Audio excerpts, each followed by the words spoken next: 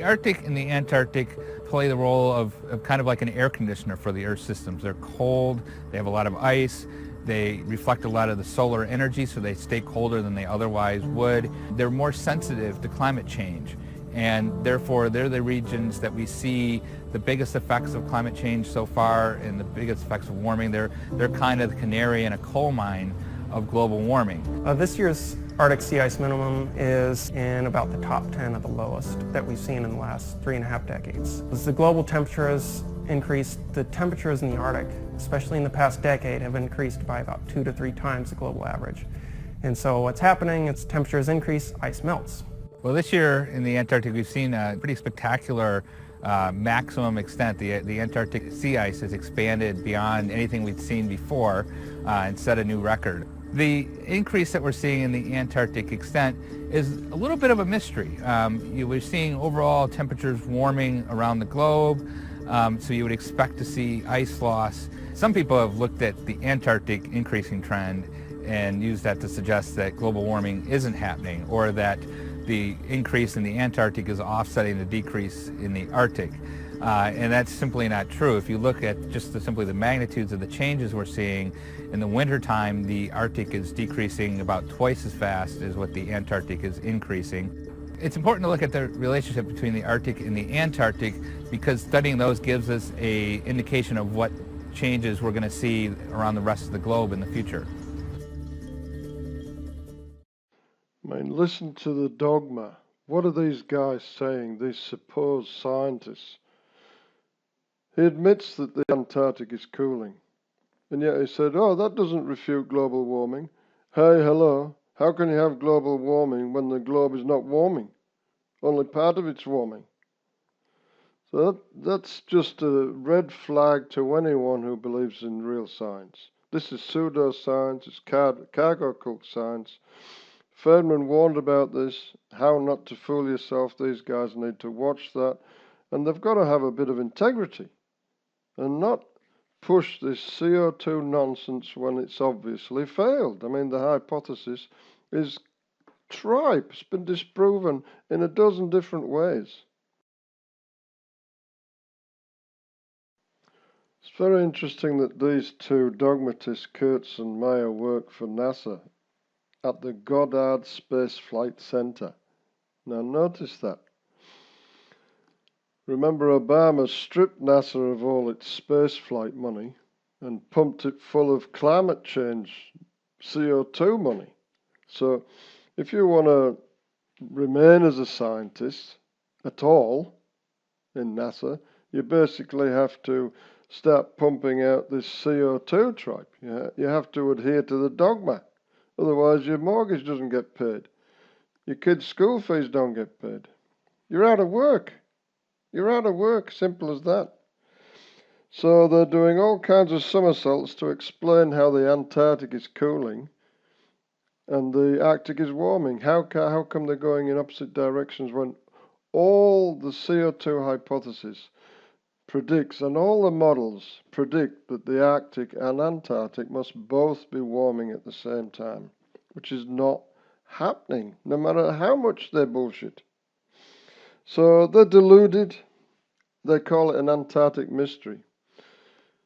But to the main opposing hypothesis to the CO2 nonsense, that is specifically cosmoclimatology, there's no mystery at all. In fact, cosmoclimatology predicts this very scenario. It's a prediction of cosmoclimatology that the Antarctic will cool and when the Arctic warms, and vice versa. And we see that right through the record. Now these guys top all this tripe off with just factually incorrect statements. He says that the Antarctic gains do not offset the Arctic losses. Well, it's factually incorrect. Here's the data. So the data shows that global sea ice is the same now as it was in the 1970s. Here's a close-up of it. Now what this actually is, this sea ice loss that we've had since 2000, is a 60-year cycle associated with the solar barycenter cycle. So it's got little or nothing at all to do with CO2. So it's a common cycle. We had the ice loss in the 1930s, just like we have had it just in the 2000s. So it's nothing unusual, nothing to worry about. The ice is going to come back just as it is now.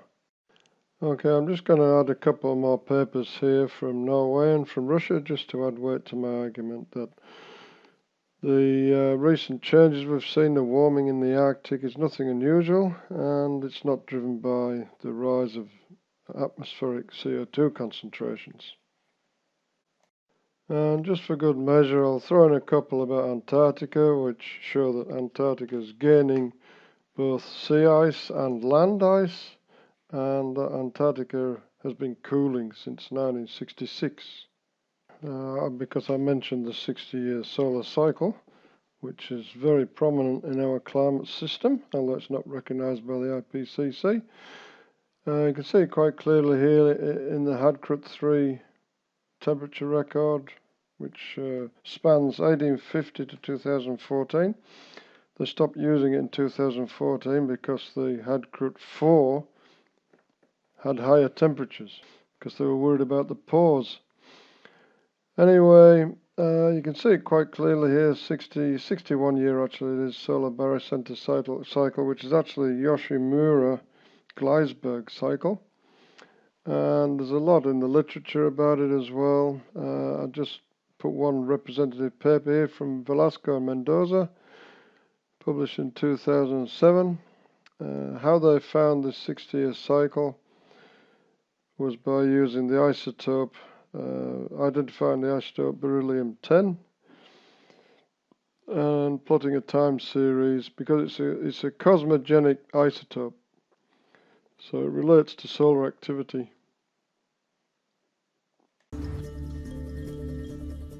Well, this year in the Antarctic, we've seen a pretty spectacular maximum extent. The Antarctic sea ice has expanded beyond anything we'd seen before and set a new record. The increase that we're seeing in the Antarctic extent is a little bit of a mystery. We're seeing overall temperatures warming around the globe, so you would expect to see ice loss. Well, yes, you would expect to see ice loss if you believe that CO2 is driving global warming.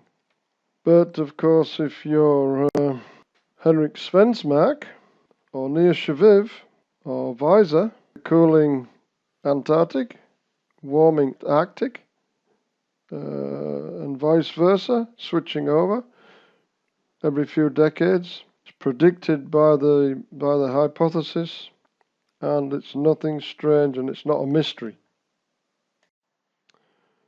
Okay, as you know, this is an enormous field, so what I'm going to try and do is cover as much as I can in the 5-6 minutes I really want to complete this video in. But I also want to really explain to you why cosmoclimatology matches what we see in the data far better than the CO2 hypothesis does. Okay, now CO2, if there's more greenhouse gas globally, I mean, that's obvious. If there's more in the poles and more in the equator, more in the temperate zones, it means that you get more warming everywhere. Now that's clear. That's clear from the hypothesis, clear from common sense, clear from the models. Yeah, the CO2 hypothesis does actually predict a little more warming at the poles than the tropics or the temperate zones. But anyway, overall, it does predict warming everywhere. But that's not what is observed. So what we've got there is Antarctica, which, as we've covered, it's the canary in the coal mine. It shows that the greenhouse effect does not appear to work very well in Antarctica. So what we'll do is we'll look at the main opposing theory to the greenhouse CO2 effect. And this is cosmoclimatology, put forward by Henrik Svensmark, Professor Henrik Svensmark, in the late 1990s. Now there's enormous supporting evidence for this hypothesis, which I'll go through. It's actually really, if you were starting climate change research from scratch, you would start with this idea, because this is the null hypothesis. You know, Occam's razor should cut out CO2 warming before you even start. You should look at the sun, and that is what cosmoclimatology basically involves, is the sun. The sun with an amplifying mechanism, to be more specific. Okay, here we're going to cosmoclimatology. Now with CO2 you've got the CAGW, which is the enhanced greenhouse effect with amplification from water vapor. Now without that you've just got the greenhouse effect, which is quite small and not really very much to worry about. 1 degree of climate sensitivity for doubling of CO2. And you've got something similar in the case of cosmoclimatology, because the TSI changes, as everyone knows, are very small, about 0.1% per solar cycle, and not very much over a long period, even from 1750 to today. But what we're talking about with what Svensmark is talking about is an amplification mechanism. Now this is what the amplification mechanism involves. Just like CO2 needs an amplifying mechanism to be worrying, cosmoclimatology shows you that the sun has an amplifying mechanism, and that in order to control the climate, for this effect to dominate climate changes, then that's what you need, the amplifying mechanism. Now, solar activity variations modulate incoming galactic cosmic rays. So what we've got coming in all the time from out there in the universe is high energy cosmic rays of this sort of energy, around about 1 GeV or above. Those are the ones that reach the lower troposphere, and they're the ones we're talking about. We're not talking about solar protons, solar cosmic rays. We're talking about galactic cosmic rays that are high energy. Now what they do is they affect clouds, cloud formation and the properties of clouds, so the brightness of clouds. Specifically how white they are, and also how many of them there are. And it seems to, these high energy cosmic rays seem to particularly influence low clouds. I'll show you the data for that. Now we have to note that the name cosmic ray is a bit of a misnomer, because they're not rays. We're not talking about electromagnetic radiation here, not photons. We're talking about particles, mostly atomic nuclei, namely protons. So almost all solar cosmic rays and galactic cosmic rays are protons, high energy protons moving at high speed, close to light speed, relativistic speeds. And what happens when they impinge on the upper atmosphere is they create a muon shower. The muon shower, depending on the energy of the galactic cosmic ray, the muon shower can penetrate right down to the lower atmosphere, to the troposphere, and influence cloud formation. Okay, what is the evidence for all this? Well, we'll have a look at the cosmic ray count as measured at the Earth's surface, and we'll compare that to sunspots, in other words, solar activity. This is the 11-year Schwab solar cycle, and you can see they're anti-correlated. So when you got more solar activity, more sunspots, you get less cosmic rays. In other words, that inhibits the cosmic rays from coming into the lower atmosphere, into the troposphere. So you got more solar activity, you get less cosmic rays coming into the lower troposphere,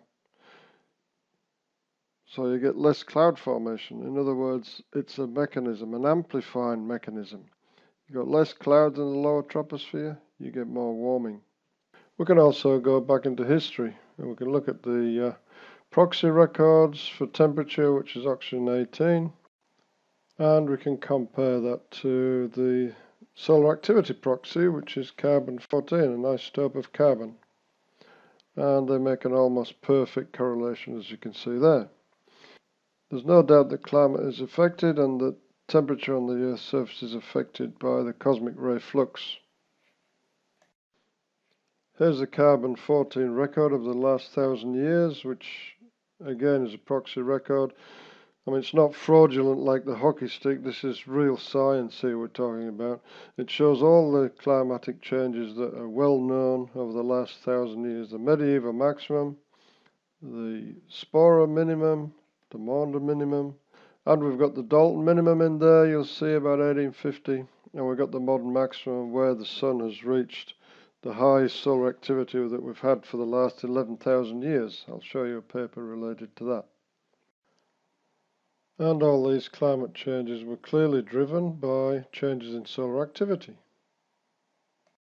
Now we all know that changes in TSI is not sufficient to cause these huge climate changes, so therefore there has to be a mechanism. There has to be a natural mechanism, because all this happened before human activity could have influenced the climate. So we know that there was a mechanism, and this mechanism is related to cosmic ray cloud interactions. Now here is a paper by Soskin, Solanki and Kovaltsov, published in 2008, which shows that the last half of the 20th century we had the highest solar activity for 11,000 years. And this is called a grand maximum. 400 years ago the sun was at a grand minimum, now it's at a grand maximum, and that grand maximum with the amplifying mechanism of cosmic rays and clouds has driven the current global warming. Now, just for those of you who are strong believers in the CO2 nonsense, I'll just recap a little bit and show you a couple more bits of data about the link between low cloud cover and galactic cosmic rays. Here's the cosmic rays reaching the lower troposphere, and in blue is the low cloud cover. Perfect correlation. Here we have a perfect correlation between sunspot numbers and cosmic radiation. Here we have a correlation between tropical cloud cover, low cloud cover, optically thick cloud, 15 north to 15 south, and global surface air temperatures. This basically shows that the 1984 to 2000 warming was caused by lessening tropical cloud cover. So during that time, cloud cover fell from 66% to 60%, which is a large change. Increased the solar forcing to the surface. Of course, the CO2 dogmatists say exactly the reverse, that the lessening cloud cover is due to increasing CO2 and warming.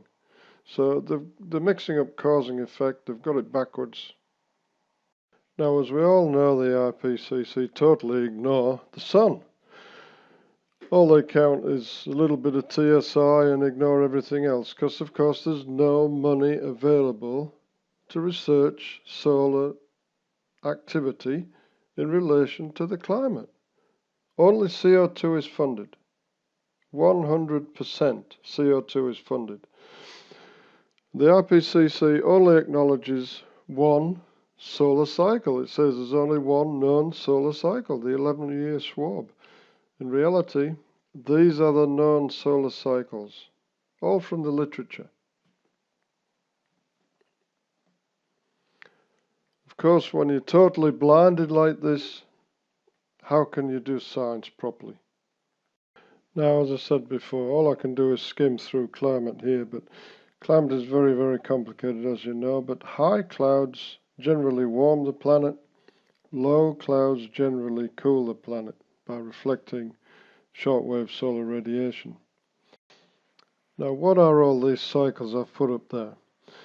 Now, the 11-year through to the 2,800-year cycle, they are solar cycles related to solar activity. So the sun determines those cycles. Now, longer cycles, for example, the 26,000 year, the 41,000 year, and 100,000 year, those are Milankovitch cycles. So they're related to changes in the Earth's orbital parameters and inclination. Now, the 34 million and 141 million year cycles, they're obviously not solar cycles, but what they're related to is the solar system's path through the cosmic ray flux, which varies depending on our position in the Milky Way galaxy. So the 34 million year cycle is related to the solar system popping up and down through the plane of the Milky Way as the sun orbits the Milky Way once every 250 million years, as you know. And that affects the cosmic ray flux. Now, the 141 million year cosmic ray flux cycle is related to our passage, the solar system's passage through the spiral arms of the galaxy. Now, for this theory of cosmoclimatology, which mainstream scientists apparently have hardly ever even heard of, we've got three brilliant professors of science to thank for this.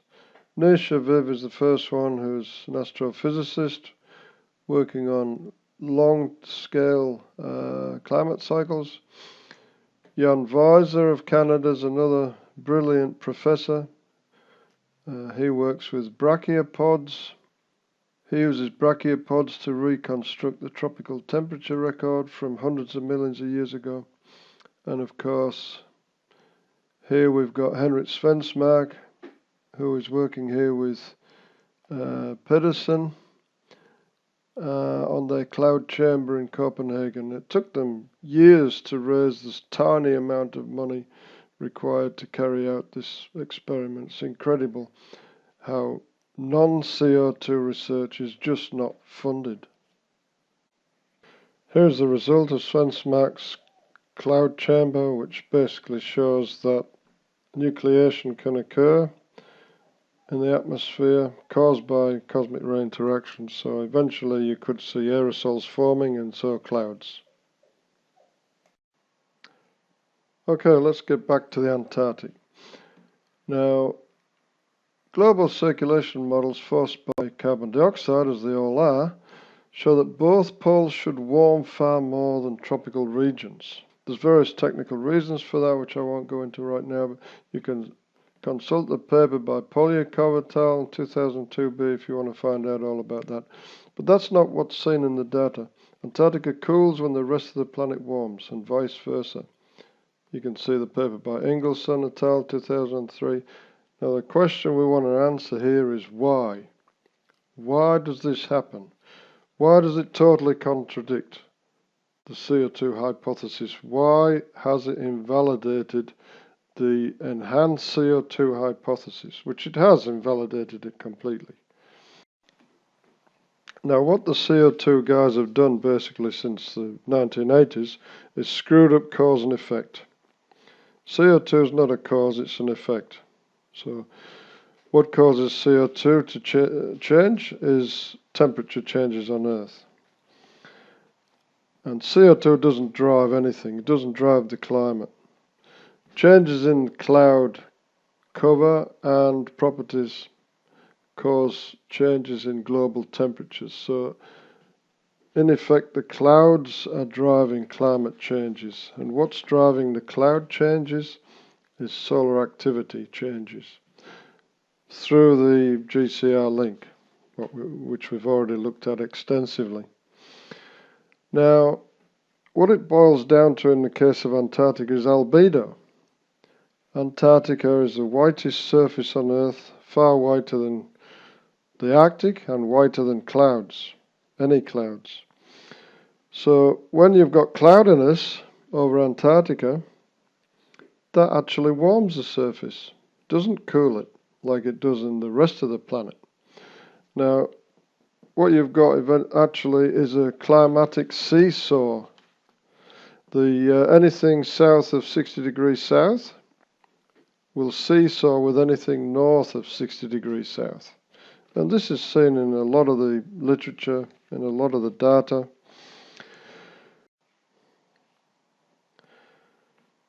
Okay, I have to put your thinking cap on here a little bit now. Normally, over most of the planet, high clouds cause warming. Low clouds cause cooling during the daytime and warming at night time. Now in the Antarctic it's different. When there's more low clouds over the Antarctic, that causes warming. Whether it's daytime or nighttime, it causes warming. Any time of the year you get warming from low clouds over Antarctica, and the same over Greenland incidentally. This is because of albedo. Because the Antarctic is the whitest surface on the planet, it reflects more incoming solar energy even than the clouds do. So more low clouds do not have a cooling effect as they do on the rest of the planet. Okay, so I'll just run through that again. It's all to do with albedo. Less low cloudiness and the world warms. But the Antarctic cools, and Greenland incidentally cools as well, because Greenland is very white and fluffy on the surface too. Now, more low cloudiness cools the world, but the Antarctic warms, and Greenland warms too. Okay, now we've got that down. So basically, clouds always have a warming effect on Antarctica. Whether the low clouds, high clouds, daytime or nighttime, they always have a warming effect. Now, clouds elsewhere only warm at night. They cool during the day. I'm talking about low clouds now. They cool during the day because they reflect insolation. They warm at night because they act like an insulator, keeping the surface warm, preventing IR from escaping. Now, Svensmark has had a look at URBI data and has calculated that 4% more low clouds cause a 1 degree temperature fall at the equator, a 0.5 degrees centigrade rise in the Antarctic. Now 4% less low clouds would increase the temperature at the equator by 1 degree centigrade and cause a 0.5 degree loss in temperatures in the Antarctic. Now the effect of less low clouds globally, like we had from 1975 to 2000, is to cause global warming. Even though the Antarctic cooled or stayed almost stable during that time, the fact is globally we get global warming. Now I'm trying to keep this simple, of course, but that is the general idea of why atmospheric temperatures and global temperatures have gone the way they have over the last few hundred years that we have been measuring them. So climate change is not driven by CO2, it's not largely determined by CO2 changes in the atmosphere or by our CO2 emissions. So in conclusion, I would say, don't worry so much about CO2. Worry about real pollutants, worry about real problems that we have in the world, of which there are very many. Stop wasting money on solar panels and windmills. If you want to push forward with alternative energy sources, so-called cleaner sources, then by all means spend money on R&D, look into that. But don't change too much drastically now, because this will have a really detrimental effect on global economies, which would cost lives, many, many lives. There's no doubt about that. So worry about people first, worry about the economy second, and don't worry about CO2 at all. Thank you.